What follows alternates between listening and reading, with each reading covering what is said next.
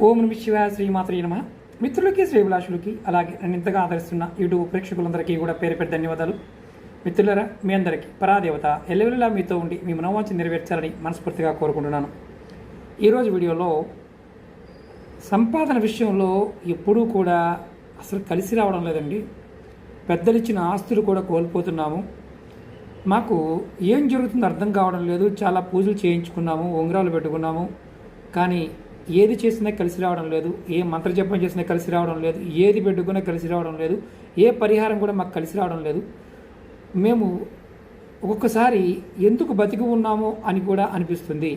ఇలా అనుకునేవారు ఎవరైనా సరే ఈ చిన్న పరిహారం ప్రయత్నించేయండి. ఇది శుక్రవారం నాడు చేయాలి. మనం దానిమ్మకాయ దొరుకుతుంది. దానిమ్మకాయని 2 ముక్కలుగా కట్ చేసి లోపల ఉన్న గింజలన్నీ తీసి మీరు వాడుకోండి.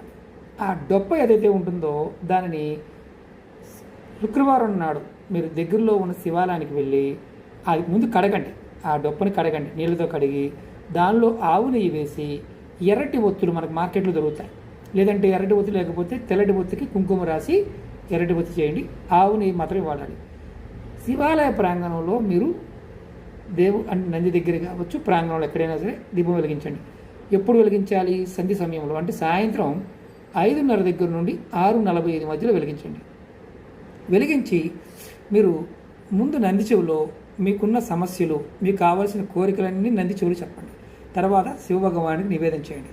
ఇలా శుక్రవారం చేస్తూ ఉంటే మీకు లక్ష్మీ అనుగ్రహం కలుగుతుంది, కుబేర అనుగ్రహం కలుగుతుంది.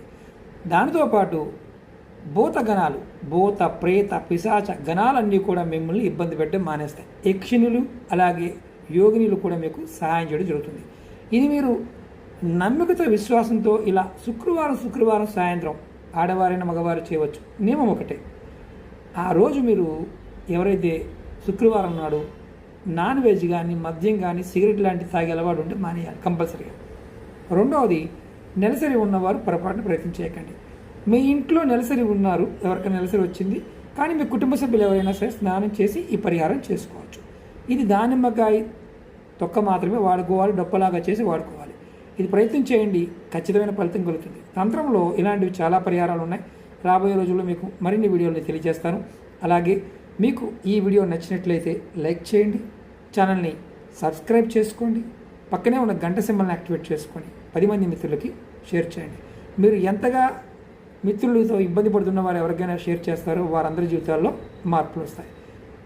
ఓం నమః శివాయ శ్రీమాత్రే నమః.